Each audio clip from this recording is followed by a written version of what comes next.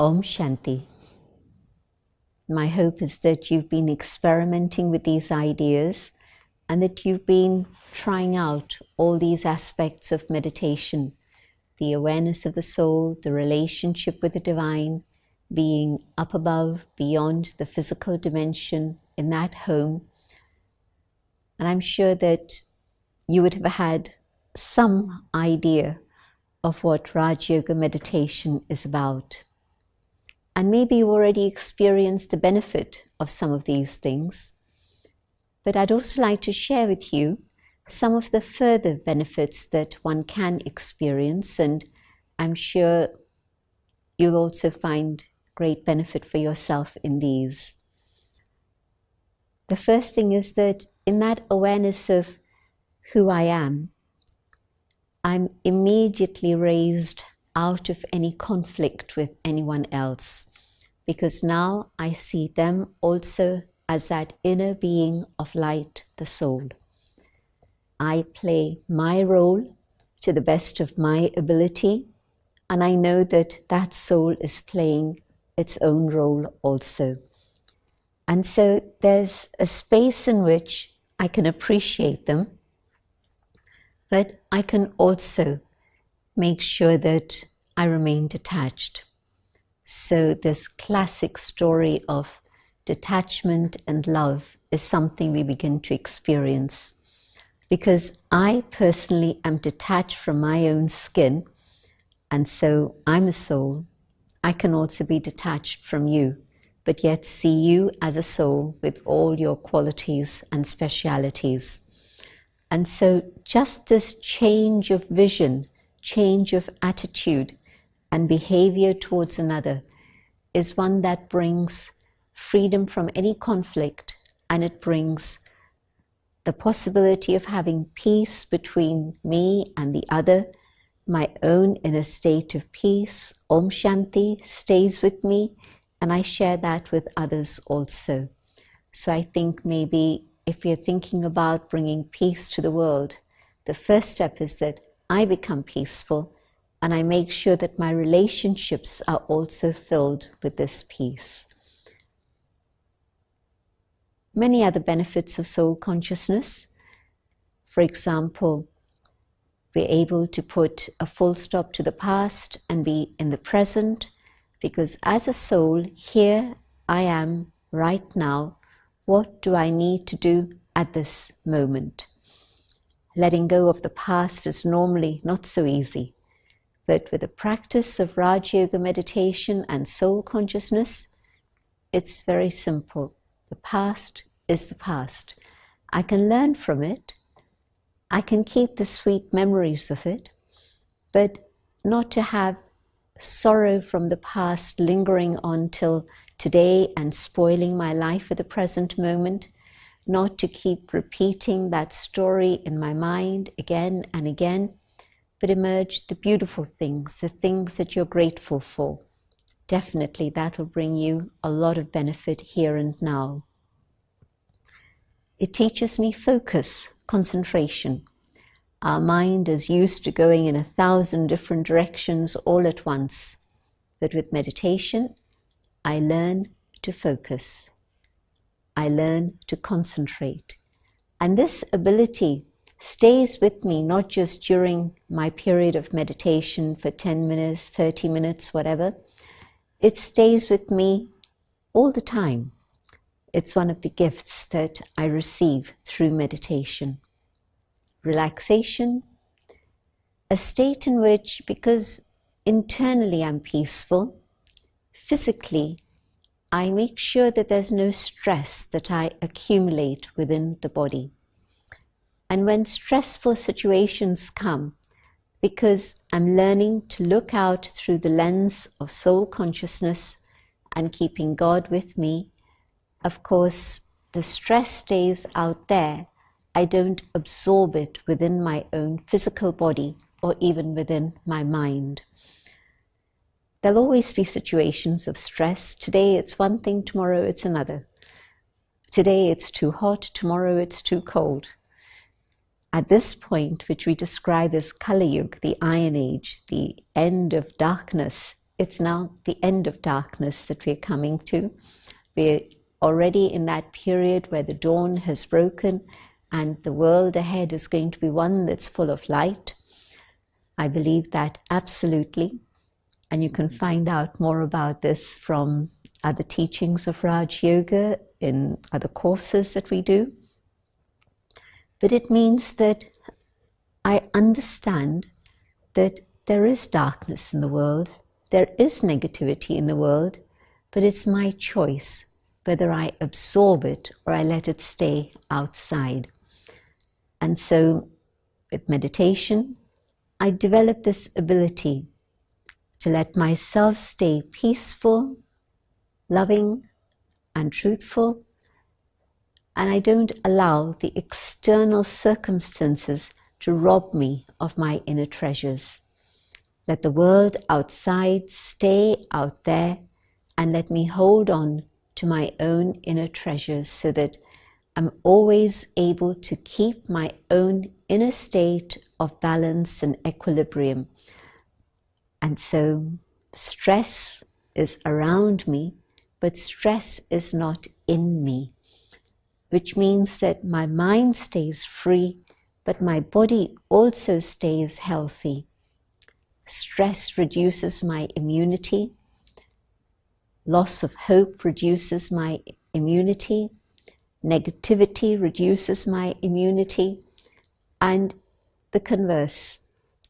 When I keep my mind healthy and strong and filled with good wishes and positivity, definitely the health of the body improves and my immunity is enhanced. And so at the end of Kali Yuga, the Iron Age, the Dark Age, there's always going to be problems, but I can stay detached from the problems. And if I stay detached, I have a greater capacity to be able to resolve the problems. If I allow the problems to enter me, then those problems consume me and take away all my energy and discernment capacity. And I don't want that to happen. So meditation is a very good answer for this. But most of all, I think one of the things that we're all looking for is a way to be able to develop our own decision-making capacity and connected with that discernment capacity. Why? Because we're in an era of post-truth.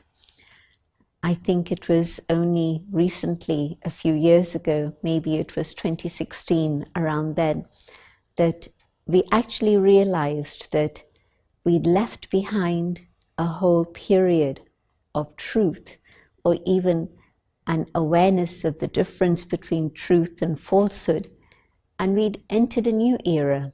It was the era of post-truth, and that was because things were being presented to us as true, and in fact they were very, very false. And so this new word came into our language. And so in an era of post-truth, how do I enhance my discernment capacity to be able to understand very clearly the difference between right and wrong, false and truth? The only way that I know of is to be able to develop my own skills of meditation. Because as I develop my meditation, what I find is that I'm able to keep out all the waste thoughts that were previously clouding my mind. If you're in a dust storm or a snowstorm, can you see the way ahead? You just have to stop, because whichever way you go, you don't know whether there's going to be something else in the way and there could be an accident. And so often we have so many waste thoughts and we're paralyzed. We really don't understand how to move forward. And so this ability to move away from wasteful thinking, negativity, of course, but even wasteful thinking, stray thoughts that really serve no purpose at all, and to focus our minds on that which is true, the awareness of soul, the awareness of the divine, then we find that we're able to perceive below the surface. We're not just looking at the external, but we're able to get an instinct and a feeling for what is below the external. And in that awareness, I'm able to understand more clearly what's going on. So my discernment capacity to be able to differentiate between all the things that are going on and to know what is right, what is true, is enhanced. And that's a very, very important development that I need to have within myself at this present time, because otherwise I can be deluded and led astray very easily. And if I've enhanced my discernment capacity, it makes it that much easier to develop my decision-making capacity. Maybe I say I have peace, I have good relationships with everyone. What more can meditation give me? Well, I think that this one thing everybody needs to develop: decision-making. Why? Because today's decisions impact not only me and my family, but maybe also a larger group, depending on my role at work, depending on my standing in society. My decisions are going to impact a large number of people. And in any case, even if it's not visible, maybe it's just my family. I say just my family, but in fact, even 3 members of my family, if they're impacted by my decisions, their life is going to impact many, many others also. And so it's a huge area to be concerned about. Can I develop decision making so that even though circumstances in the world change, the norms of the world change, within a few weeks, coronavirus has changed the whole way of thinking and behaving and living and working in the world. We could not have imagined this some weeks ago, but it's happening right now at this moment. And beyond corona, there'll be something else that happens that also impacts the world. We've created a global society, a global village. And so whatever happens in one part of the world has a very direct result on other parts of the world. So even though situations keep changing, people keep changing, circumstances keep changing, even the laws keep changing, but can I make decisions that are going to be beneficial, not just for me, but to others around me and to the world also? And so yes, definitely, that capacity to make a decision which is accurate means that I have to be impartial. How do I learn about impartiality? It's only through meditation. In meditation, I realize that I cannot have favorites, I cannot have preferences, I cannot be partial for whatever reason. It's going to lead me into trouble. And so that state in which justice is blindfolded, but yet she holds in her hands the balances. And so keeping the center point of the balance is absolutely vital. If the center point has shifted, the pointer goes in one direction or the other direction, it will not be a true reading and it will not allow for decision making which is accurate. And so this state in which I'm free from preferences and attachments and likes and dislikes, then in that state of neutrality, yes, I can definitely make the right decisions. There's another thing that I think is very, very important at the present time, and that is the power to cooperate. What's happened in recent times is that we either get into conflict or we get into competition. And conflict is destructive. Competition is actually not very healthy. it is also destructive. And so cooperation has to be the theme of present times, when the world learns to cooperate together and when I learn to cooperate with those around me.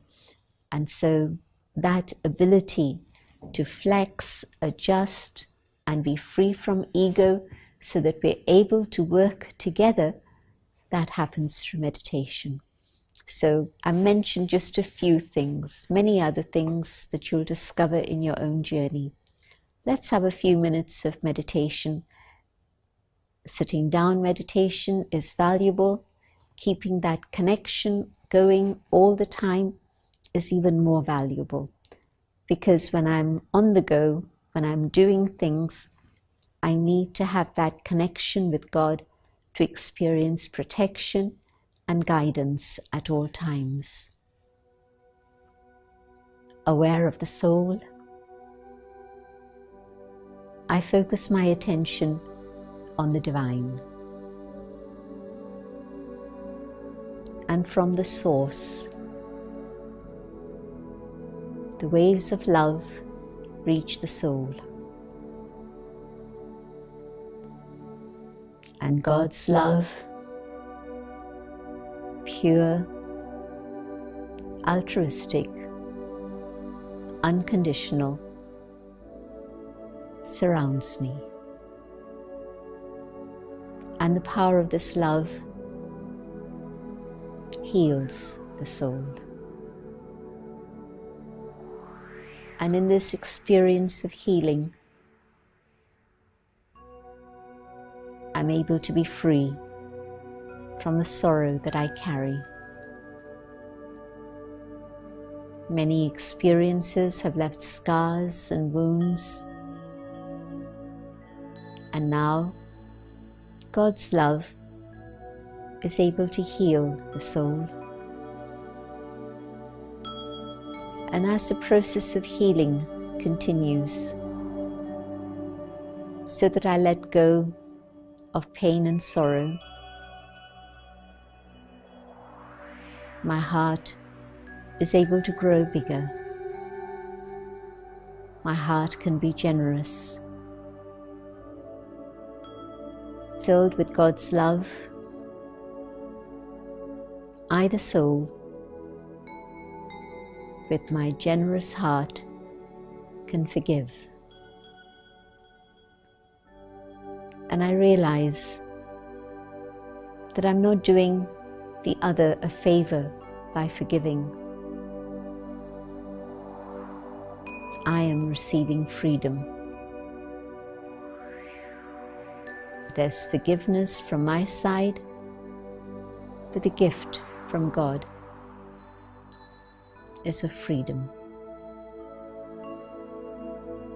The power of love empowers the soul.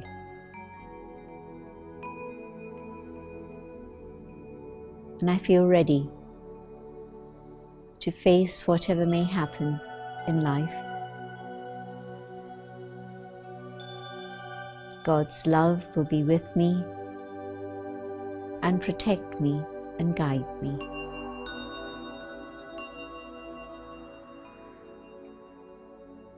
Om Shanti.